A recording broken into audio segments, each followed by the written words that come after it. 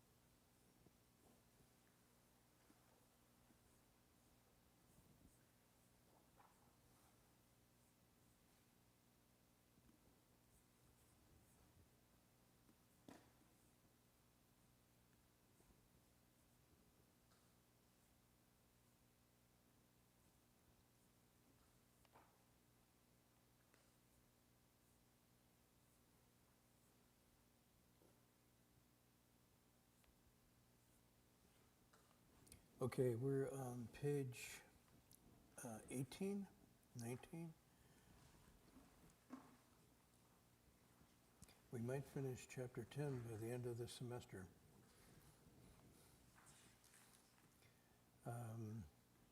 This, I think, is the 6th of the 10 verses. Maybe someone could do a count, but I think we started with the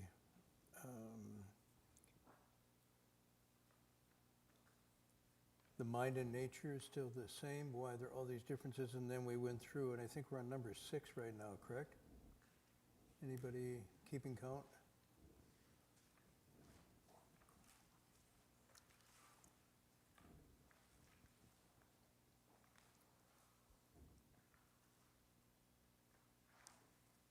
And the pattern is the same. There's this Manjushri Bodhisattva's asking another Bodhisattva questions for clarification, and then the response come, and there seems to be, there's 10, this is true of the Avatamsaka, there's 10 questions and answers, and there's 10 verses that go. Did you finish counting yet? Number 6? Okay, tonight is number 6. Okay.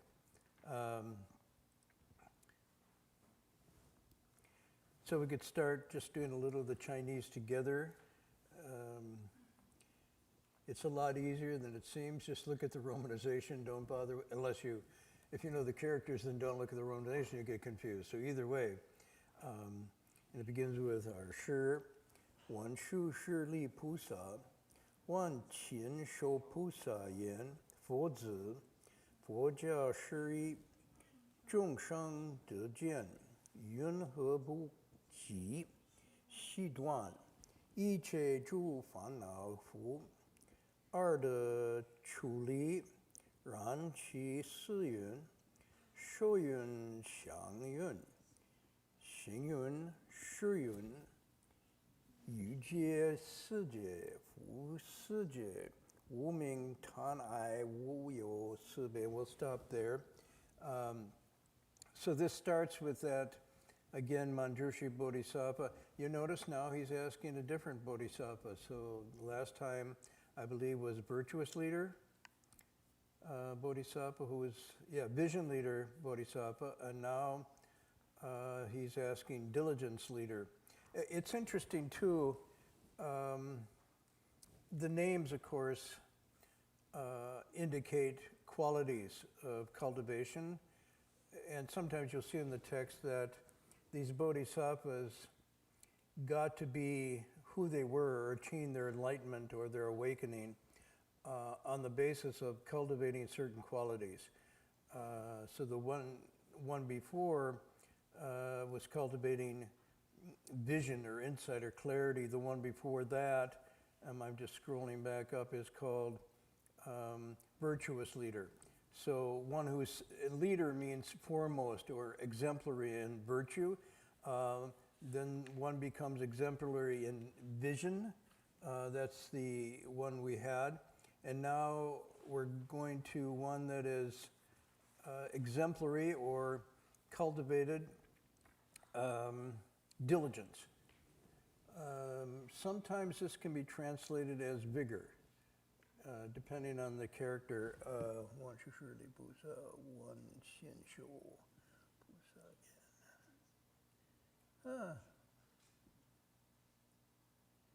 Isn't Qin Shou,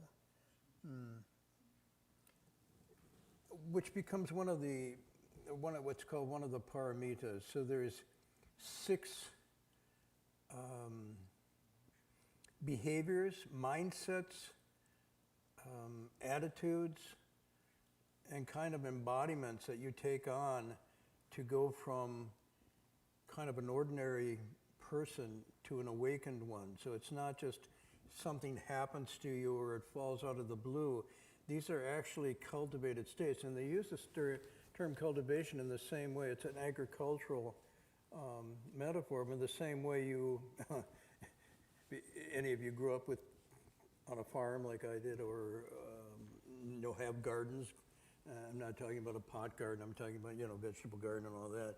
So you know that there's a process involved of seeding or seedlings, and then when conditions are ripe, the seedlings go into the ground, and then you do what you can in terms of creating conditions to support them. But some of this, of course, depends on nature, the sun, the rain, the seasons, and so forth. But this idea of cultivation is deeply ingrained in this process of Buddhist study and practice, that this is not something that just happens magically or is given by divine intervention or is inaccessible to anybody. It's just a question of working on the ground that's given to you to till, very much in the terms of self-reliance. Roll up your sleeves and go to work. So cultivation is used here. It's also xiuxing. The characters also mean doing. It's an active correcting of your steps as you move along. So it said the way must be walked or it's not the way. In other words, the way isn't something that is far off, removed, and at some point, some time you just arrive there, but it's actually the ground right under your feet. And each step that you take, each action with body, speech, and mind, either moves you closer to that or moves you further away from that. But it is an actual engaged, living practice. So diligence leader is cultivating diligence, which is one of the 6 paramitas. I think we talked about one last week with the field of blessings, which was the dana paramita, the giving, planting in the field by giving. So there's giving. What are the other 5? Test time. Huh? Okay, giving, patience. What's that? Given, patience, J or Sheila. Huh? Diligence or vigor? Huh? Well, that's good, thank you. We didn't do concentration. I don't like concentration as a translation for dhyana, but it's an unwavering stillness, an unwavering centering in the midst of things, not being swayed or moved off center. So you're always alert, you're always aware, but at the same time, you're not thrown off or kilter, you're not phased by anything. So it's a responsive equanimity, not a dull equanimity where you're pulling away, nor is it just you're going out and mixing with the 10,000 things and completely flustered.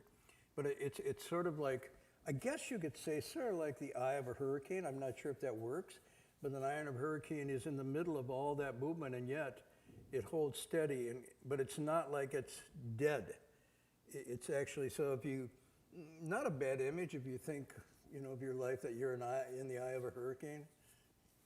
Yeah, I hadn't thought about that. I don't know, it doesn't come from the sutras because they didn't have, yes? In the eye of the hurricane, sometimes you see a blue sky. Oh, sometimes you see the blue sky. I don't know, I've never been in the eye of a hurricane, but my life has felt like that at times. Looking for the eye in the hurricane. But it does, this fifth one, which is dhyana, sometimes then rendered as concentration, but it's not merely concentration. It's a awareness that is unswavering, unmoved in the midst of everything. So it's very alert, and yet at the same time it's very still.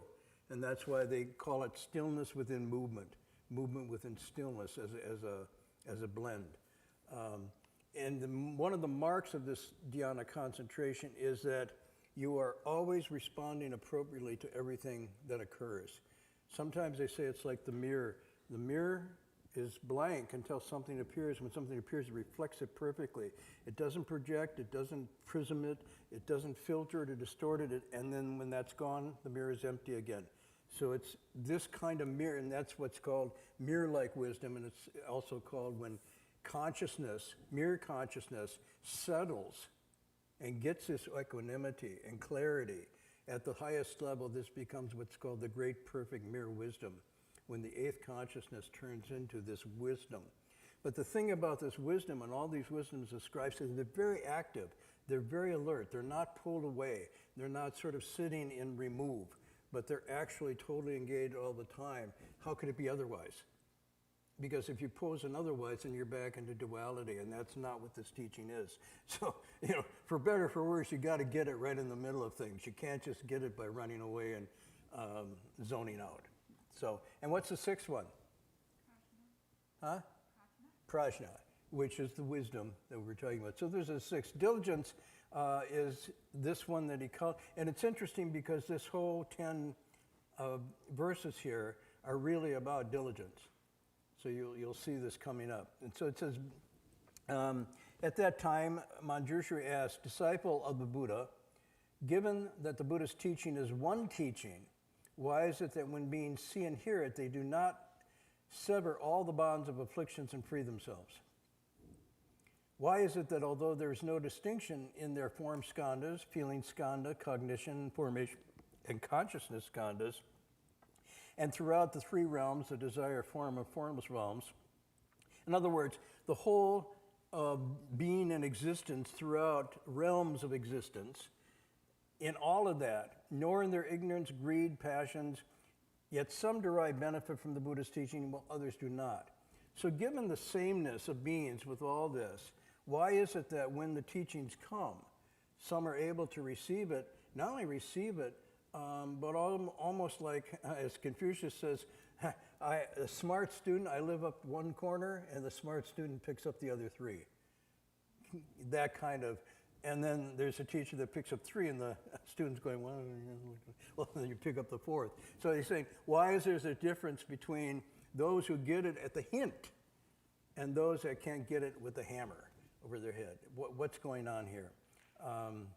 And so diligence leader Bodhisattva then answers in verse. And just to go back a little bit, see, what you see going on here is a very interesting pattern.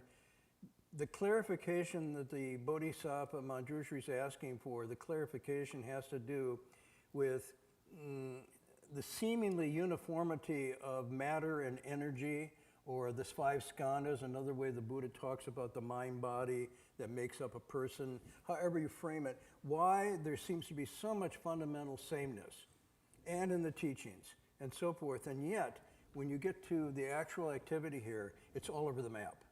It's all over the map. There's 84,000 and this is like infinite variations of human behavior, consciousness, attitudes, emotions, attachments, blessings, goodnesses, evils.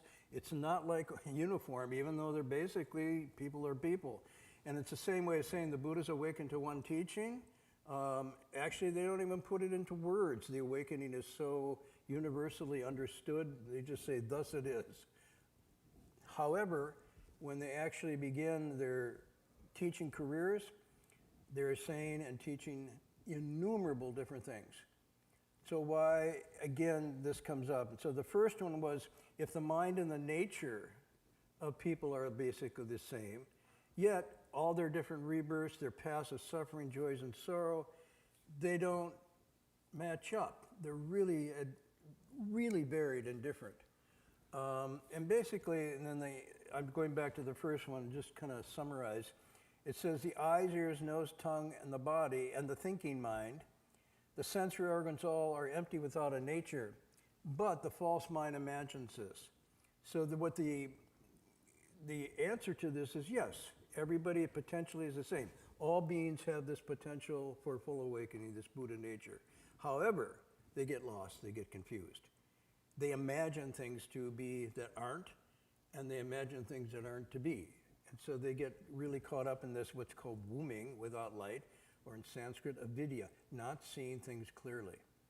And then the second one goes on, it says all beings are not self-existing. They are a composite of these skandhas interacting. And this is the anatta teaching, and it's really, I'm not going to go into great detail tonight, but basically, there's nothing in our experience as human beings that isn't constantly changing. That's what no self means. No self means not a self-existing, permanent, immutable, unchanging being or soul or essence, but rather everything we experience is change. There's nothing that we don't know and experience through our ordinary and even our best philosophical thought that isn't change. And I mean, you look at the world of poetry and humanities, you look at sciences, they're all basically saying the same thing in this regard. Heraclitus said it many years ago, all we know is change. Flux is the essence of all things. So that means also this is also, like a bubbling configuration of elements. And even though that's the case, that it's not self-existing unto itself, it's impersonal and permanent, and yet the Buddha responds as if it were. The Buddha responds to living beings and takes them where they come from, thinking this. And then the verse that goes with this says, the dharmas, I'm now reading back to the second section, just taking little quotes out of the sections. The dharma perceived in the world solely rely on the mind, their host. Everything is understood through, filtered through, projected from consciousness. However, it's aligned. And following its notions, they grasp at the appearances of things. And this is upside downness. They don't see the true reality. In the Tao Te Ching, Lao Tzu, or the author, basically says people, because of their desires and passions and hatreds and so forth, only see the surface of things. Those who free themselves from that can see the depth. So it's basically saying we only see these things because the waters of our mind are so disturbed and rippling, we're only getting little fragments and things of reality. We don't see things very, very clearly. I'm using another metaphor. So that's why it says, to the calm mind, the universe surrenders. To the mind that is calm and unperturbed, everything then is reflected perfectly. So this is what it says. This is upside downness. And then it goes on, it says, the force of conditions and that which pursues them bring phenomena, myriad phenomena, into being ephemeral. They soon vanish without pausing for an instant, and this continues thought after thought after thought. So what this passage is saying, because our fundamental nature is disturbed by our longings and our attachments, how does it go? Our thoughts pull it away, our desires entice them. And it creates this wavy pattern of perception and understanding we think is real.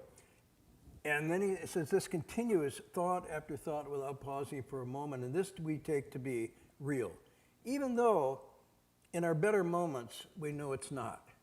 And yet be able to get through and see that very clearly requires an incredible amount of focus, of moral rectitude that leads to a sort of freedom, a free conscience that is not disturbed. And from that, these things start to appear. And then in this second one, he also goes into the notion of karma. Basically, karma, a body, speech, and mind, intentional action, either wholesome or unwholesome, creates this whole pattern that we call our life. But again, this is just a rolling on phenomena created by this and not having any nature of its own either. So that too, but that's where we get caught up in it. And he says, karma produced, intentional actions of body, speech, and mind, the myriad retributions follow. And you quote the Dhammapada where it says how the mind, cetana, this intentional action of body, speech, and mind, especially the mind, brings about all that follows, just as the cart follows the ox. So the ox is the mind, and the cart follows after. Karma produces retributions, and then it says, like a dream, none of it is true or real. Thought after thought, constant decay brings cessation, and with previous and subsequent pattern, it just continues. This is a kind of psychological description of samsara. Rather than thinking of samsara as going on from life to life, think of it as going on from day to day, or thought to thought, or moment to moment. And it's really interesting, once you start to do quiet sitting meditation, and you get rid of all the eyes, ears, nose, tongue, physical distractions, then all of a sudden you can see this prapancha activity, this proliferation going on, thought after thought in this pattern. And only then do you get an idea is that what happened, is there a moment where there's a space in between that this could actually stop and I'd have a moment where I wasn't being pulled along like this. But that samsara literally means going on, going on. So it does mean life after life, but it also means this endless going on of, how would you say, scattered consciousness.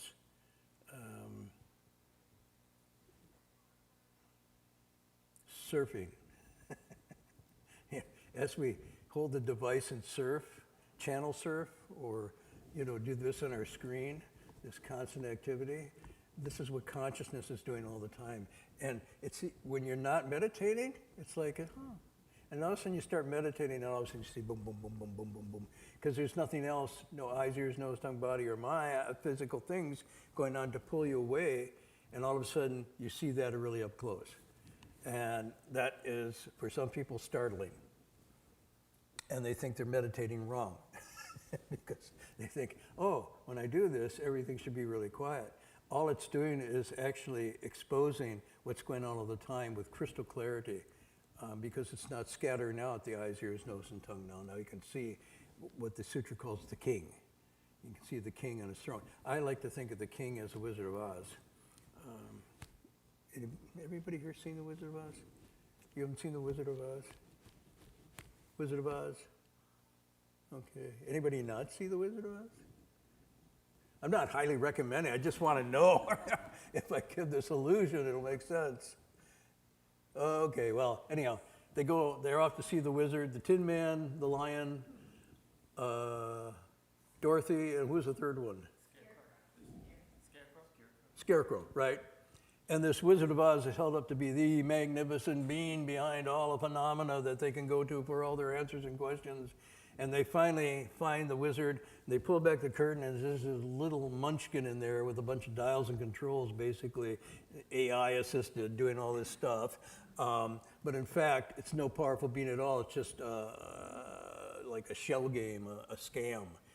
And when you have an awakening experience, and you corner your mad mind, it's pretty much like that. You go, wait a minute, you mean I've been running an overdrive here with this little thing, this spoiled little brat of consciousness that's been pushing my buttons. Whoa. So, that's a kind of awakening.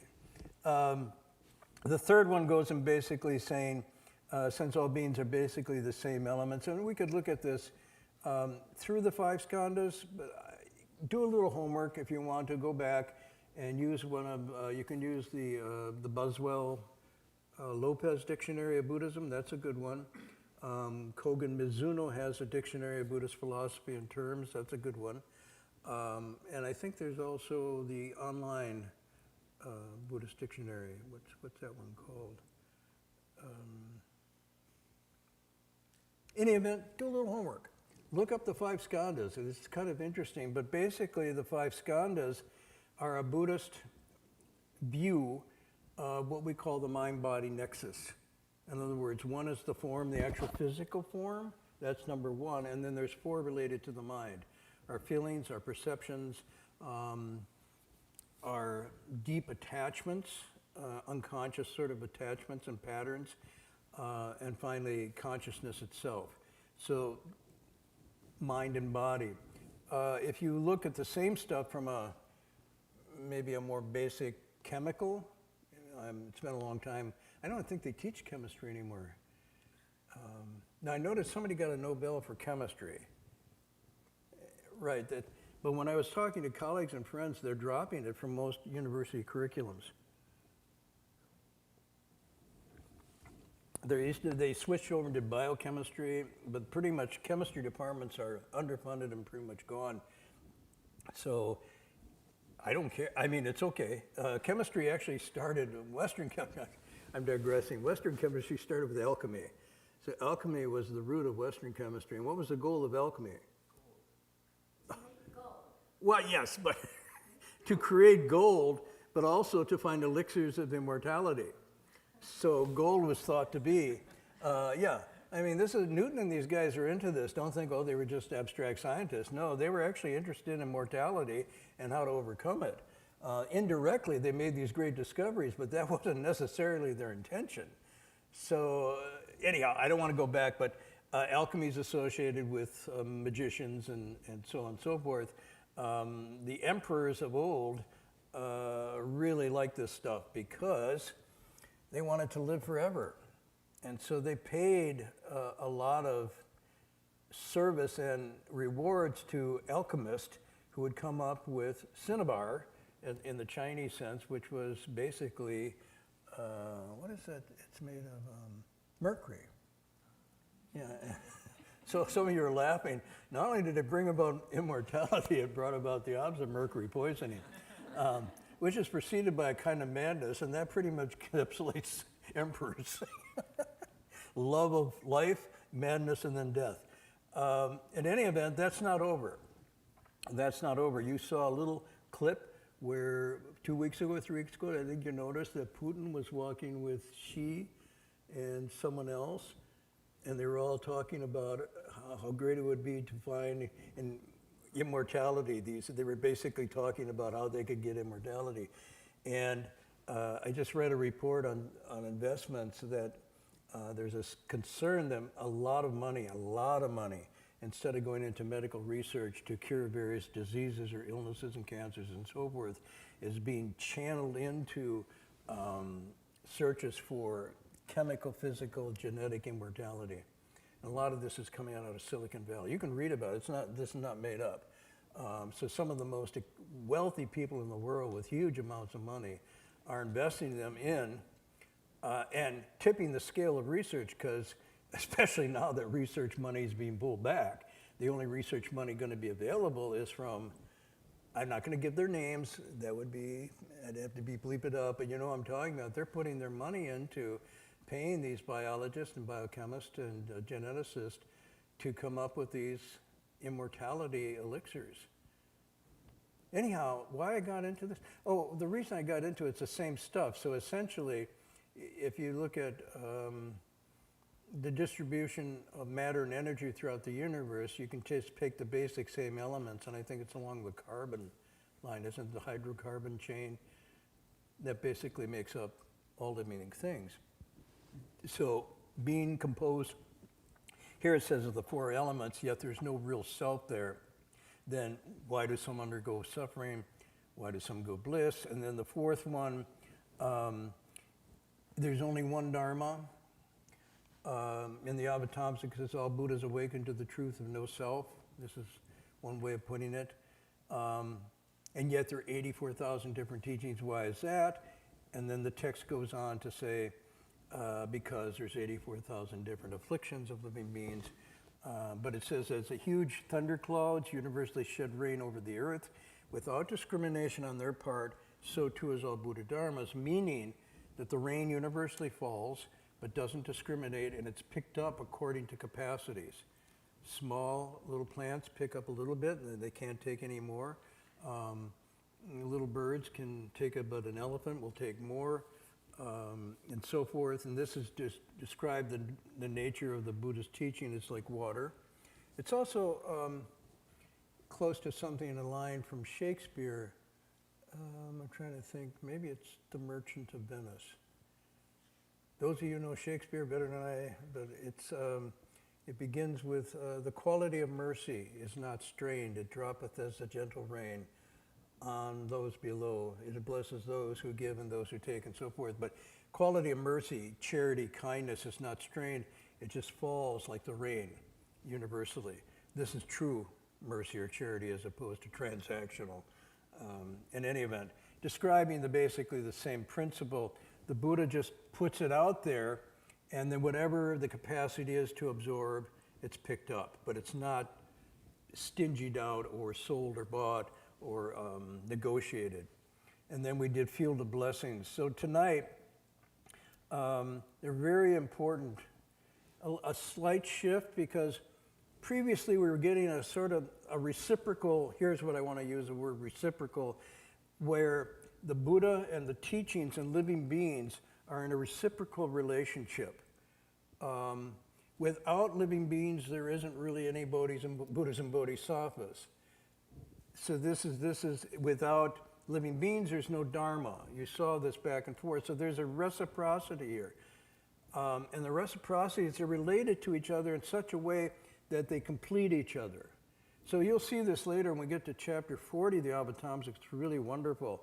But it says that basically it's like this great tree growing in the wilderness of birth and death, and it says the roots, the branches, the stem, the flowers and fruits, and the recycle go through. These are living beings, Buddhas and Bodhisattvas, in this relationship. And because the roots are the boughs of Bodhisattvas, they nurture the branches and trees, and because of that, living beings gain enlightenment. Living beings in turn become Bodhisattvas, and this whole sort of interpenetrating, what's the word, interdependent web is described here. But it's very clear, just in a standard thing, there's no students without teachers. There's no teachers without students. You know, a teacher doesn't exist without students. Students don't exist without a teacher. They're in a reciprocal relationship, right? So in the same way, what's being described here is, prior to this was a lot of attention to what the Buddhas and Bodhisattvas are doing and why. They're coming up with the myriad teachings. They're trying to reach out and teach or transform. But number 6 switched to what's going on with living beings. What is the requirement there? And this to me is extremely important. We were talking about this in class last week. We were saying one of the big questions in Buddhist hermeneutics, we call it, the art of interpretation, is to ask, what are the conditions that make understanding possible? Now, of course, on one side you have to see there must be a teaching, and there has to be text, and there has to be a tradition, and so forth. But on the other side, what is required of me as a student to make understanding possible? So it's not just having access to great teachers or great texts, because you can come in here Friday night, Saturday night, go online, and you can get into this material. You can even memorize it perhaps. But without something else going on, it doesn't go in. It doesn't have a transformative impact. So the question is then, what is required of the student or the listener? What conditions do they have to have in place for something to happen, for the spark to connect, right? So this passage, these 6 things to me are hitting on that theme tonight, even though I framed it quite a bit. But here you have not just what the Buddhas and Bodhisattvas are putting forth, but the ability to absorb. And they go basically, and I'm reading from the text, all beings are the same in that they have ignorance, greed, and passion, and the Buddha Dharma is one and the same. Yet its transformative effect varies. Some beings are able to derive benefit and immediately cut off this ignorance, their greed and their passion and afflictions, while others hear the same teaching from the Buddha even and derive no benefit whatsoever. How can that be?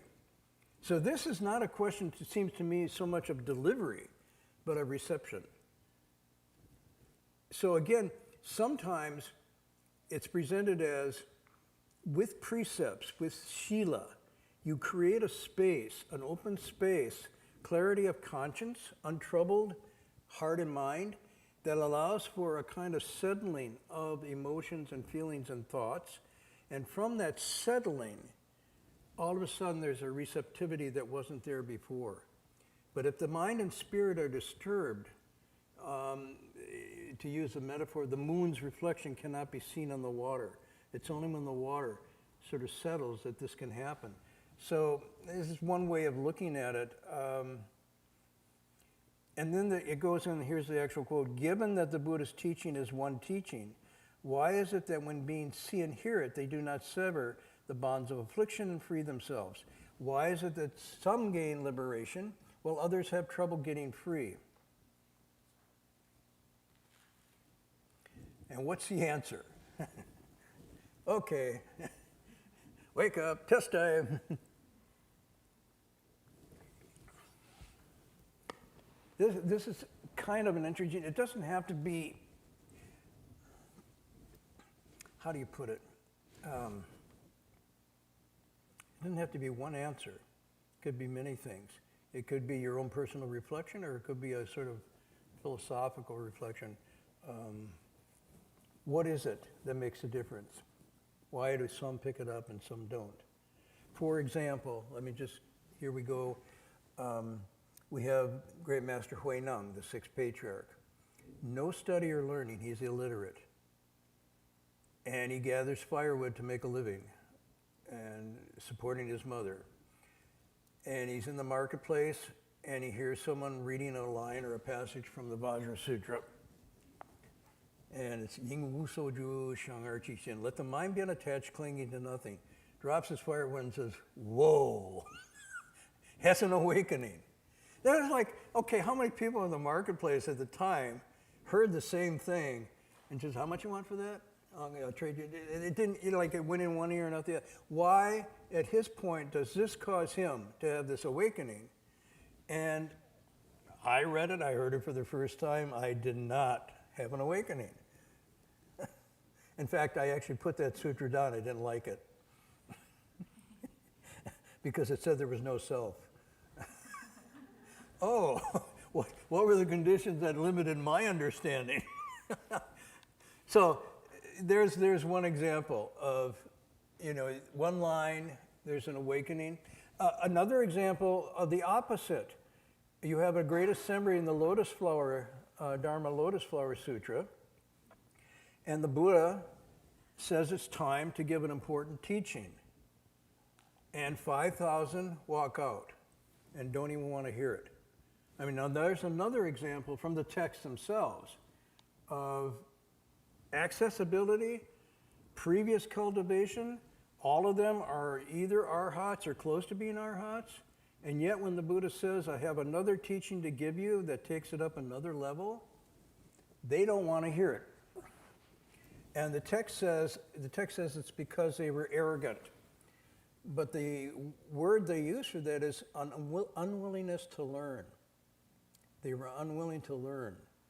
And it's like, okay, so then arrogance, unwillingness to learn, a certain constructive docility, openness to change, a childlike, if that isn't there, the conditions for transformative impact aren't there. You all know the The great story of the Zen master who was very learned and knowing, and there was a scholar who felt he was like the sixth patriarch. He really wasn't schooled at the university and really didn't understand the teachings as profoundly as the scholar did. So the scholar went to show him up and visit him, and the monk met him, saw who he was, and said, "Oh, please sit down before we talk. Let's have some tea." And he said, "Okay, serve me some," kind of serving some tea. And he put 2 cups and he poured the scholar's cup and he kept pouring. And then the cup was overflowing the water. And I said, not only doesn't understand Dharma, he doesn't even know how to do tea. And he said, "Can't you see the cup is already full and it's overflowing? There's no more room for anything." And the monk said, in the same way, some people are so full of their ideas and opinions that there's no room for Dharma. And all of a sudden, the scholar had a realization. But the conditions for understanding were occluded by the "I already have." There's no room for anything anymore. Now, this manifests in learning, but it also manifests in acknowledging faults. So the whole Dharma door repentance and renewal has to do with the willingness to say, "I made a mistake. I made an error." And I acknowledge it, because if that doesn't happen, it's the equivalent of the poison of arrogance, because there's no room for change then. And what happens after that, instead of acknowledging the mistake, it very becomes blaming others for it. That's pretty good to do, especially, we tend to favor people close to us, but we can expand it to anybody we feels. But it also leads to a covering up. And that covering up actually is like covering a festering wound. It doesn't seem on the surface to be anything, but in the heart, it corrupts and eats away. And this becomes one of the subtle aspects of the 5th precept of lying, because it's a kind of purposeful self-deception, but it can't honestly be self-deception because you know you're doing it. So it's really impossible to deceive yourself, technically speaking. But it becomes a way of keeping a kind of repressed heart of hidden shadows and so forth.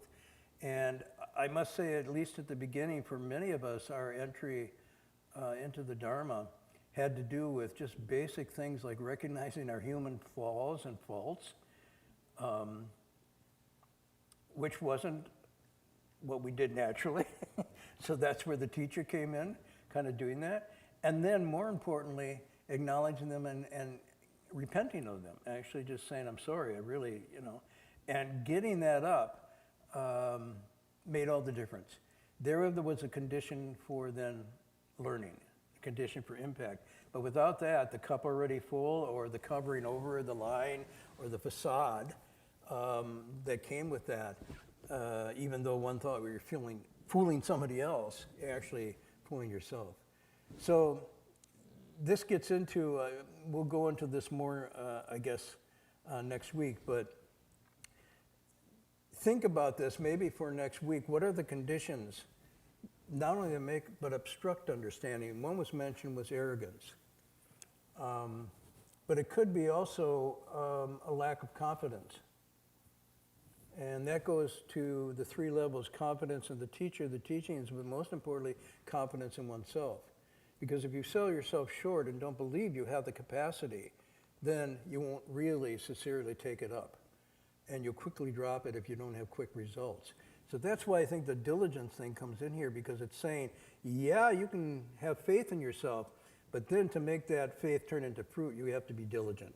You can't expect it to happen overnight. And I guess you could look at Wei Nung and say, yes, he had that one experience, but how many days, months, lifetimes did he cultivate so that when he got to that one point of hearing that one line, something happened? The word for this is called Shangan, good roots. Good roots. And next week I want to talk about a little about this, because what it goes into is, what can I do to create the conditions that make my understanding possible? What can I do to actually nurture what conditions do I nurture that could make this fruitful? It's not just coming to a Friday night or simply reading a text. There's some deep inner work that can be, should be, and I would say it doesn't even have to do with Buddhism, just being a person that one would want to do to make life meaningful is to like get the kinks out, get really clear and centered. How does the line go when the path of being a person perfects its, when the path of being a person is perfected, Buddhahood accomplishes itself. So this is my teacher's approach. He didn't work on, here's Buddhahood, strive for it.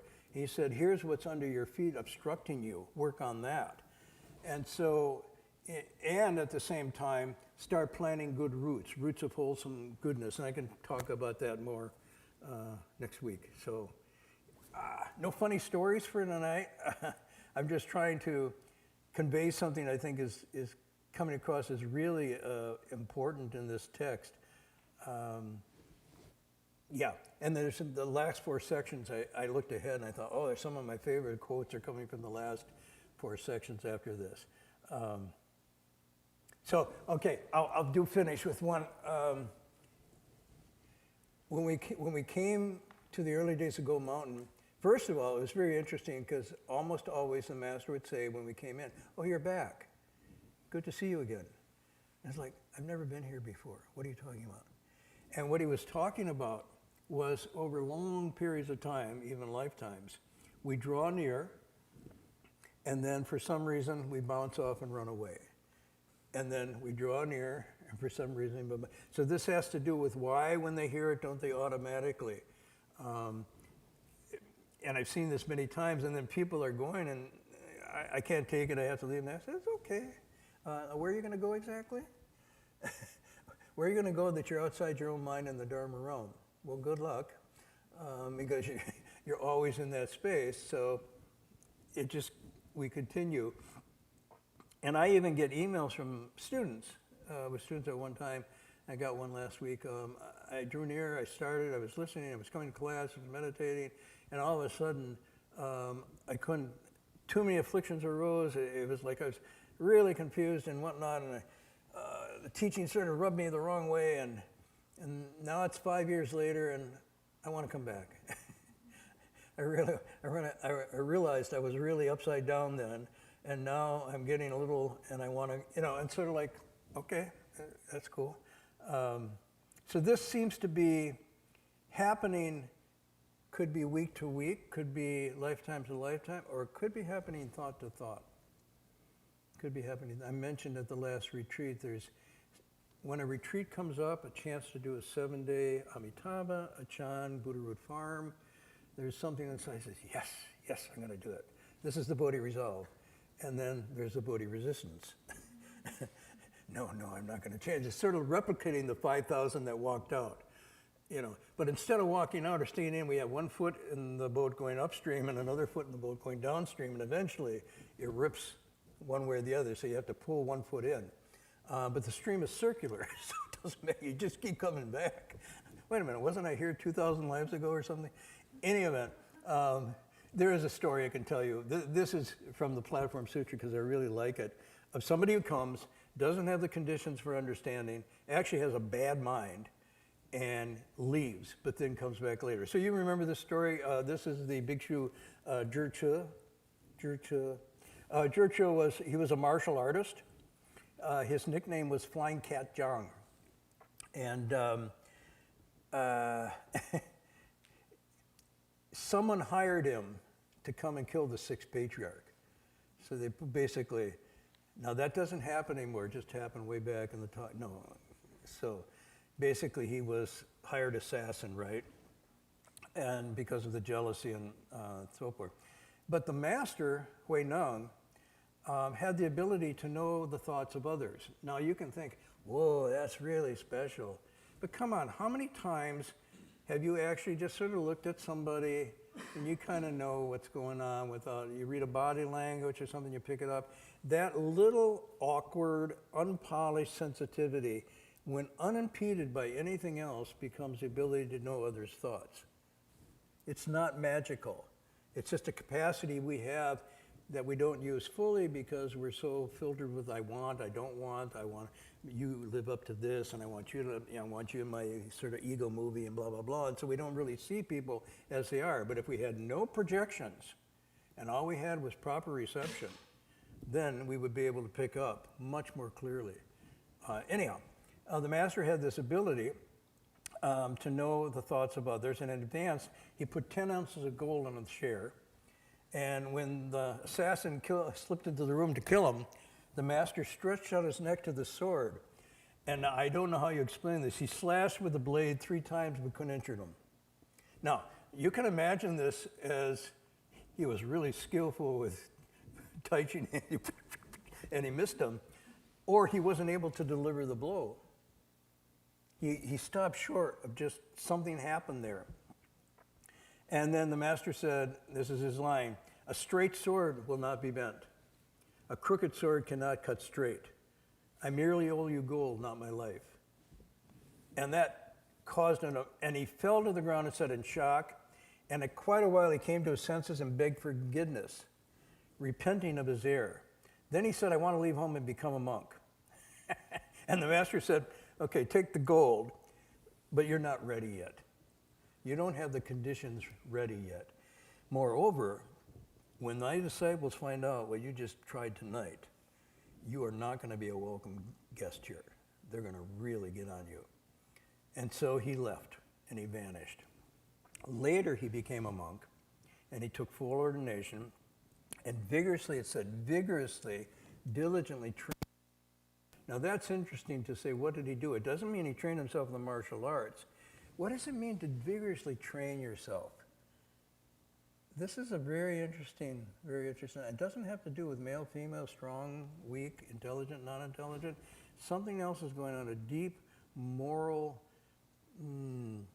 human transformative training exercise here. It's very interesting.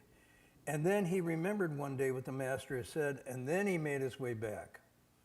And the master said when he came, "I've been thinking about you for a long time. What took you so long?"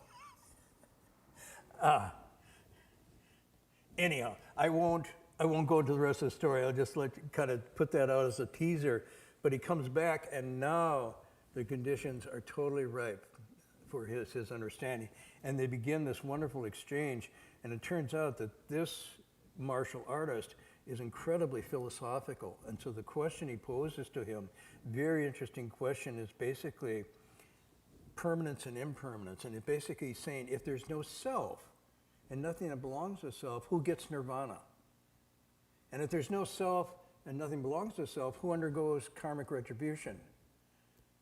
And then they go back and forth. But we'll leave that to continue. It's good. Any other questions for tonight? I'm sorry I rambled so much, but I'm trying to get you into sort of the application of these chapters of what they're pointing to. And I think next week too, remind me, diligence does not mean burning rubber, okay?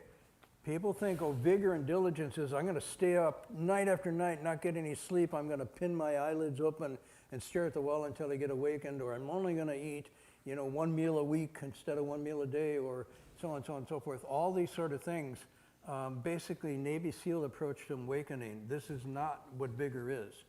So, yeah. I think maybe a couple weeks ago, you were relating this story about Master Hua saying that your doubt is not too small, but it's actually should be bigger. And then I didn't doubt enough. You didn't doubt enough. Right. So, I thought I had too many doubts, right. but he said you didn't doubt enough. Is there kind of good doubt, and then what is it? What is that targeting? Is that targeting the view, or is it targeting that Wizard of Oz self, or is it? And there's also kind of that negative doubt, like you mentioned about kind of like not believing in yourself as well, right? So I wonder if you could elaborate a little bit. Juri, the great master Juri, goes into this in some detail, and he said basically, to paraphrase, there's constructive doubt and there's destructive doubt. Just as in any relationship, there's constructive honesty and destructive honesty. And you have to know when to apply each, and that takes compassion and wisdom. But constructive doubt means basically to doubt the very superficial, mundane, day-to-day life you're leading without reflecting, I'm born, I'm aging, get old, and I'm going to die. What is going on here? And to doubt the path that you're on that doesn't look at those things and question them is constructive doubt. And you'll see that many of the Bodhi resolve and all traditions begin with this kind of doubt. Maybe they encounter death or sickness severely. Some of the disciples drew near the Buddha, but they really didn't start getting serious till they saw he was dying. And all of a sudden they go, whoa, wait a minute. I have not doubted this me. I thought I'd just hang out with the Buddha and get awakened, and I see the Buddha's passing. What am I to do now? And that doubt, I don't know what I'm doing, was the basis of their next stage of cultivation towards awakening. So there's constructive doubts. It's basically the doubt of seeing through all that's false and not being afraid to face all that's false. My relationships are false. My career is false. My presentation of self in everyday life is false. I'm acting. I'm an actor on a stage and, going along with this whole thing. And you doubt. What is that all about? That is constructive doubt. Destructive doubt comes in three forms. I'm just quoting the text. You doubt the teacher or the tradition of teachers. You doubt the teachings. A nihilistic doubt. And more importantly, you doubt yourself. So having confidence is to have confidence in the three of those. But whether you have confidence in the three of those is still not enough. It's necessary but not sufficient. Now you actually have to test it out and know it for yourself. But without that confidence or trust, you won't get started. And with a destructive doubt, you also won't get started, and you'll never be able to actually test it out because you'll not even take the first step. So there can be anxiety associated with both, but there's some anxiety that leads to the end of anxiety, and there's other anxiety or stress that leads to the proliferation of stress. And this is why, when I say this teaching, you got to be really in touch with yourself. You got to really listen to yourself and look things clearly, and be feeling, how is this working out? Is this leading me? Is this helping me? Is this good for me? You can listen to other people and whatnot, but eventually you got to really listen and know to figure out for yourself. But most of us could probably look back in our lives where we had both constructive and destructive doubt. And then you just build off of that. You build off of that. I don't know if that helps you, but that's why ultimately what the master said to me was, you have all these doubts about the teachings, the teacher, but you don't doubt yourself. And what he meant by doubting myself was my ego. That I am the decider of all, I am the arbiter of all truth, everything is, I'm the center of everything. And that sense of a ego king controller was at the heart of my afflictions. And letting go of that was not easy because often, let me bring the further point, often our afflictions are our best defense mechanisms. So we don't build them up because we want to suffer because they're bad. We use them because they defend or protect something, usually a sense of self. So if I manipulate and lie, it's because I'm trying to get something. I'm after some kind of protection of self and ego. Arrogance is often a cover for insecurity. I don't want to feel vulnerable, so I put on the shield of presumptive sufficiency. You go through all of them, jealousy and envy and so forth. All of these, and especially fighting and competitiveness, is one of the biggest ones that works. Do you know what I'm saying? In the world, if you fight and compete and stab in the back, it seems as if you get ahead. And only if you reflect do you start to realize that ahead is a behind. But sometimes you don't realize it until it's too late. So I remember I used to work in a psychiatric unit and get very gifted people coming in who in their 50s or 60s began to doubt, maybe a little late, that their whole path of their life was one big lie. And that what they were doing was not only not making the world a better place, but ruining them inside. And they were overwhelmed by that. And because there was no dharma per se, the most they could do is give them psychotropic medicine and a little talk therapy and send them back out to suffer.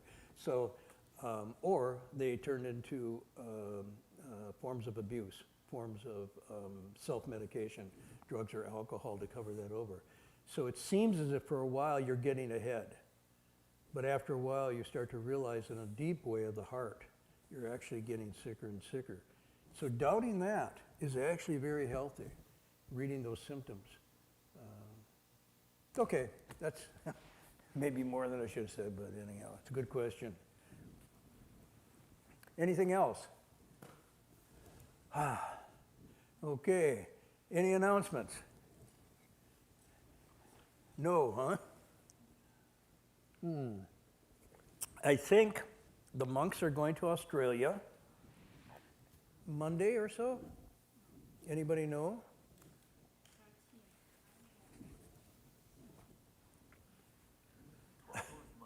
Monday? I think it's Sunday or Monday. 13th is Monday. Okay, so they're going to Australia for 2 or 3 weeks, different retreats going on there. But we will continue here on Friday night and continue probably a Saturday night Zoom. And then there's the other extension courses. Any extension courses online, Kian, besides this one? Heng Sure, Master Sure has an extension course online, 2 of them. And Doug has one online? Okay. And you have one online? No. Okay. So there's Zoom. We haven't completely gone over to AI or ChatGPT, and I don't think we will. Until I read in the text it says, and then Manjushri Bodhisattva asked ChatGPT.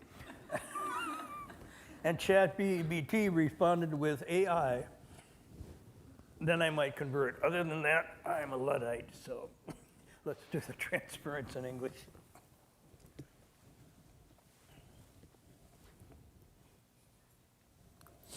And ChatGPT will get awakened and I won't. May every living being, our minds as one and radiant with light, share the fruits of peace with hearts of goodness, luminous and bright. If people hear and see how hands and hearts can find in giving unity, may our minds awake to great compassion, wisdom, and to joy. May kindness find reward. May all who sorrow leave their grief and pain. May this boundless light dispel the darkness of our endless night. Because our hearts are one, this world of pain turns into paradise. May all become compassionate and wise. May all become compassionate and wise.